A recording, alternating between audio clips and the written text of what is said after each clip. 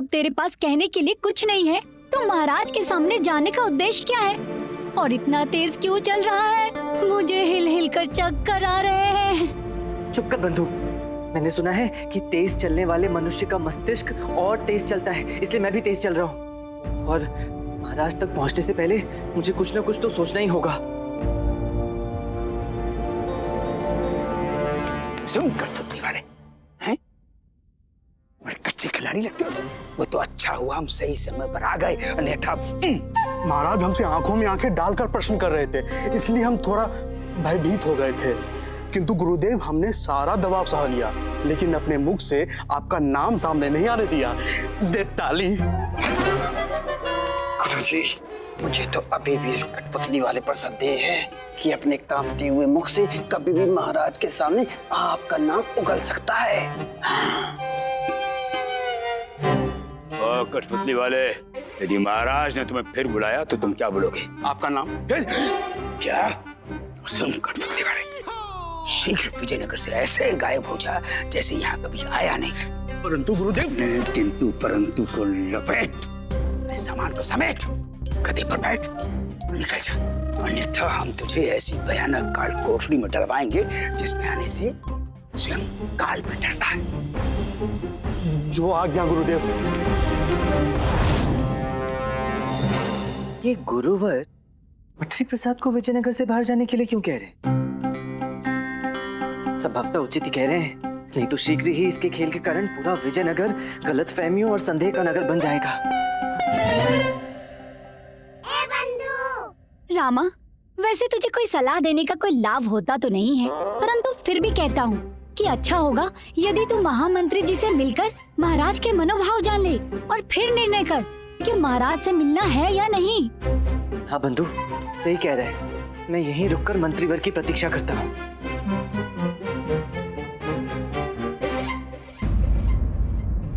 महाराज, हमने कहा ना हम एक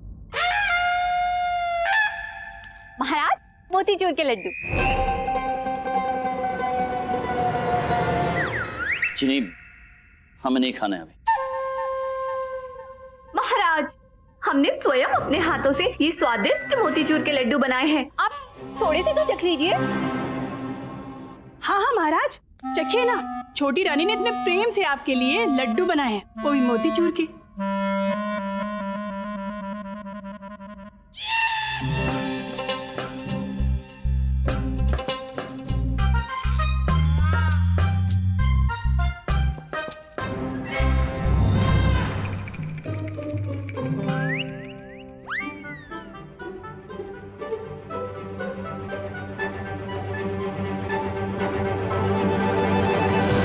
ये आपने बनाया है? जी। अत्यंत स्वादिष्ट है। हम भी चखना चाहते हैं। जी अवश्य चखिए।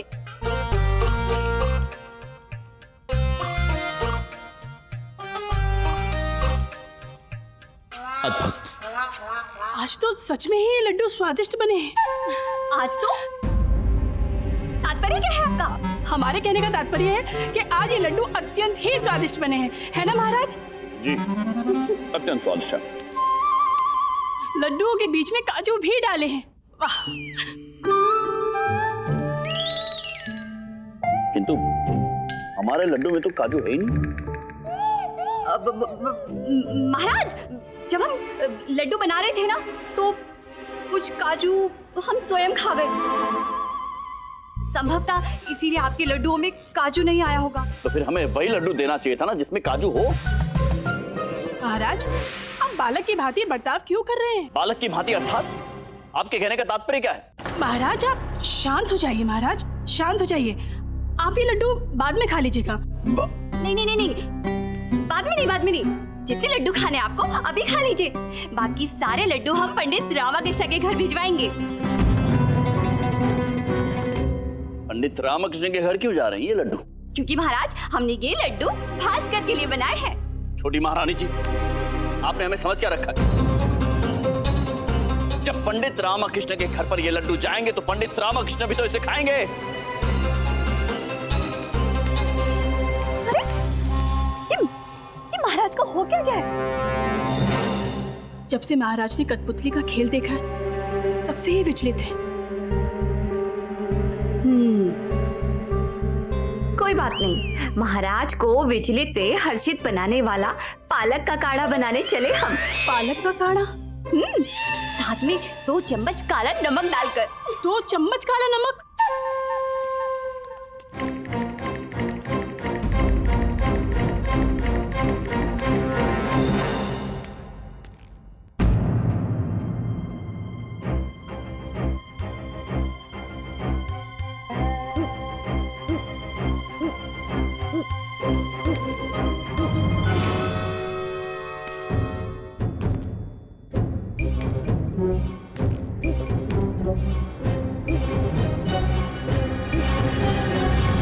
पंडित रामकृष्ण।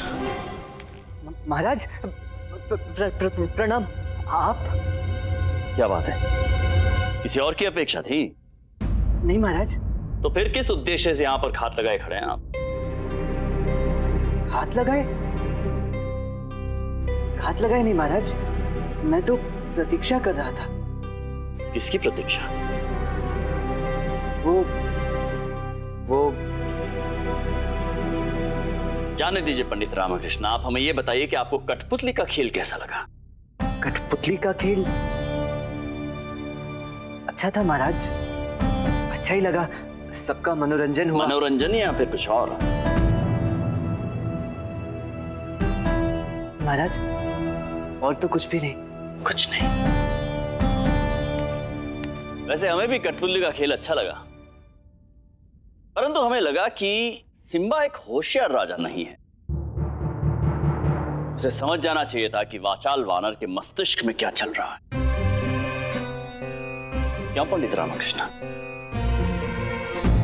जी महाराज, मुझे भी लगा कि वो दूर की नहीं सोचते थे।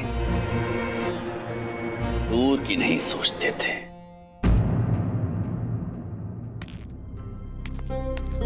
जैसे आप सोचते हैं।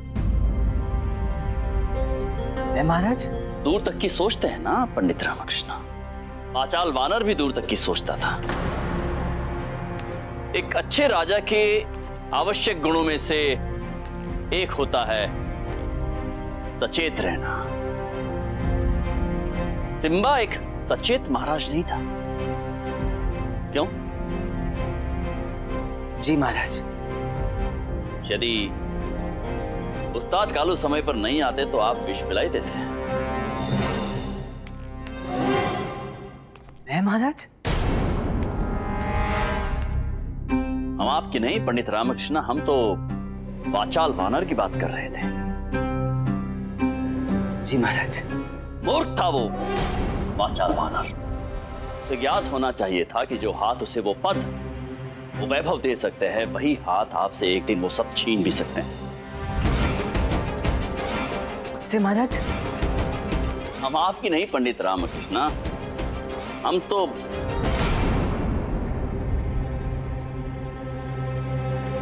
वाचाल वानर के विषय में बात कर रहे हैं। आप स्वयं पे क्यों ले रहे हैं? अंधा हो चुका था वाचाल वानर अपने पुत्र प्रेम में, और देखिए सब कुछ खो दिया उसने। वो पद, वो प्रतिष्ठा, वो प्रेम, वो मित्रता। जी महाराज, वो तो है। हम समझ नहीं पा रहे पंडित रामकृष्ण के मनुष्य भौतिक सुख सुविधा के सामने मित्रता जैसी अमूल्य, ऐसी पवित्र वस्तु को कैसे ठुकरा सकता है। जी महाराज। पंडित रामकृष्ण, मित्रता अमूल्य और पवित्र होती है ना,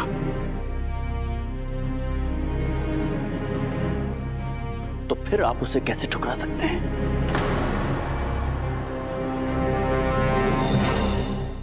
मैंने महाराज? आप नहीं पंडित रामकृष्ण, वाचाल वानर की बात कर रहे थे हम तो। जी महाराज।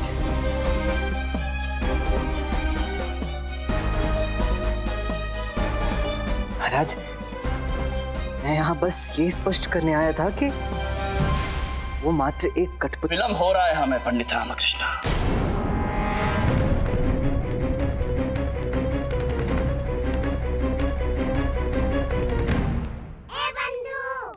रामा, वही हुआ जिसका भय था। कठपुतली के खेल के प्रभाव ने महाराज के मस्तिष्क के साथ अपना खेल खेल ही दिया है। कैसे बचेगा तू रामा?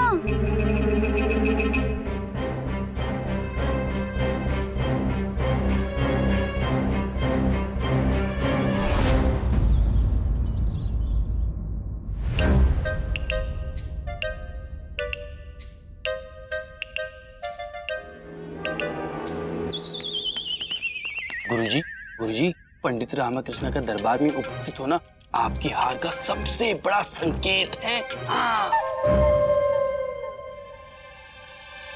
शिष्यों, कुछ समय पश्चात तुम संकेत और संकट का अंतर जान जाओगे।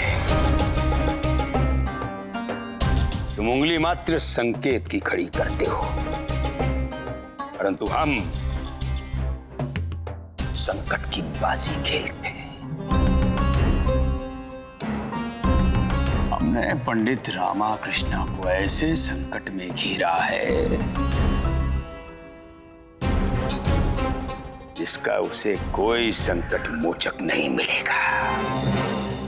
महाराज कृष्णदेव राय की, महाराज कृष्णदेव राय की, महाराज कृष्णदेव राय की, महाराज कृष्णदेव राय की, महाराज कृष्णदेव राय की, महाराज कृष्णदेव राय की। पंडित रामकृष्ण जी महाराज। आज आपने दरबार में समय पर आने की कृपा किस योजना के अंतर्गत की है? कृपा महाराज? हाँ जी हाँ, कृपा पंडित रामकृष्ण। हम पर कृपा, विजयनगर राज्य पर कृपा, यहाँ पर बैठे समस्त दरबारियों पर कृपा की आपने समय पर आकर। वो महाराज, आज संयोग से ही मैं नित्य समय से पूर्व ही उठ गया था। शीघ्र ही स्नान भी कर लिया और शीघ्र ही शारदा ने भोजन भी दे दिया। अब इतनी सारी शीघ्रताओं के योगदान से मैं शीघ्र ही दरबार भी पहुंच गया। अच्छा। अद्भुत पंडित रामकृष्ण, अद्भुत। तो अब आप इन शीघ्रताओं में एक और शीघ्रता का योग कर लीजिए। आदेश करें महाराज। आप शीघ्र अतिशीघ्र यहां से यानी कि राज दरबार से प्रस्थान कर जाइए।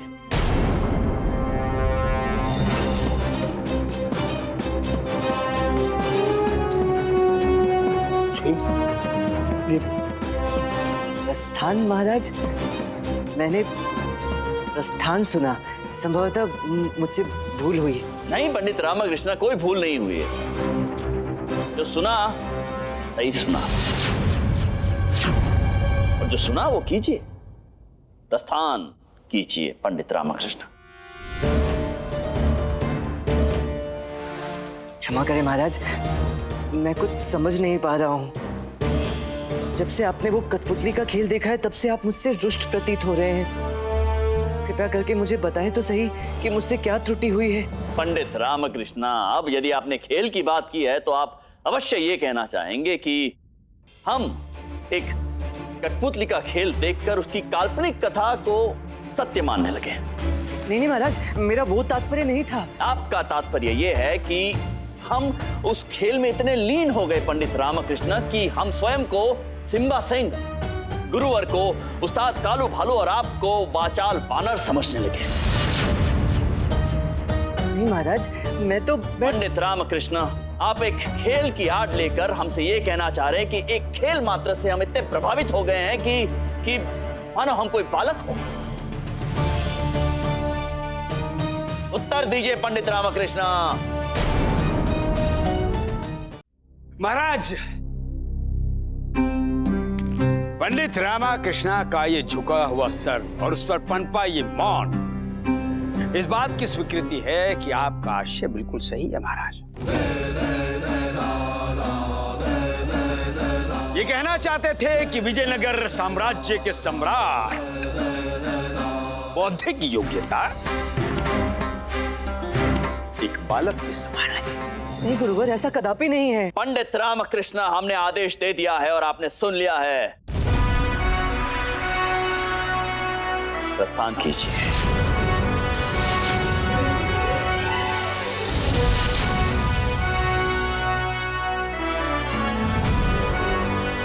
जो आ गया।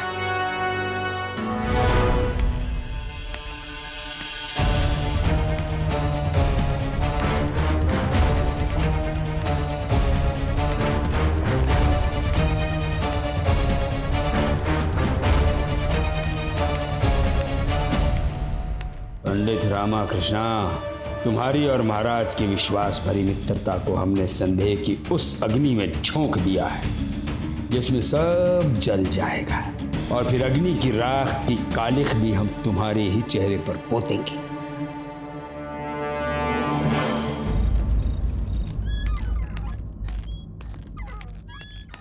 अरे आप शारदा, जो व्यक्ति पहले से ही चौंका हुआ हो उसे देखकर चौंकते नहीं है, वो डर जाता है। अच्छा, उल्टा चोर कोतवाल को डांटे। डरा तो आपने हमें दिया, ऐसे अकस्मात घर पर आकर।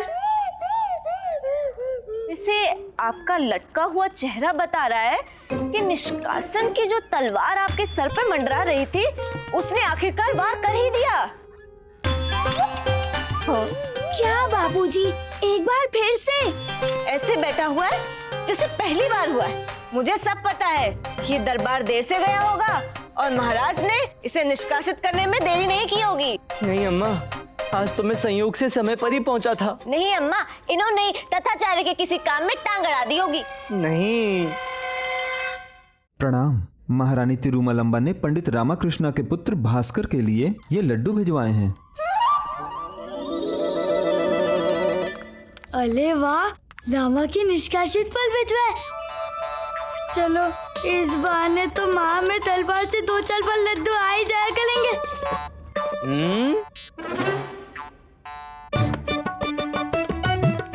रख दीजिए।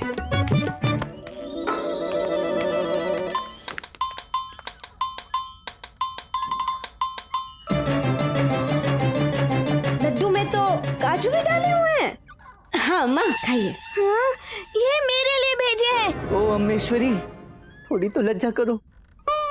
यहाँ मैं निष्कासित हुआ हूँ और वहाँ तुम लोग लड्डुओं पर ऐसे टूट पड़े हो जैसे आज के बाद लड्डुओं की सारी प्रजातियां ही विलुप्त हो जाएंगी।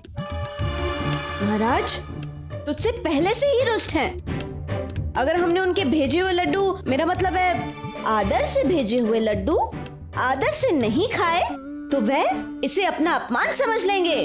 हाँ।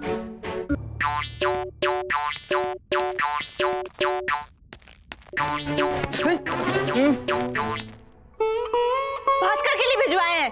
तुझमें कोई आत्मसम्मान है या नहीं?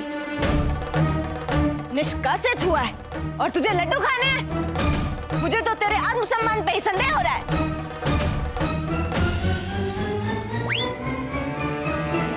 खाओ खाओ खाओ। करना पड़ेगा, कुछ तो करना पड़ेगा। इस परिवार का कुछ नहीं कर सका, किंतु इस निष्कासन का कुछ तो करना ही पड़ेगा।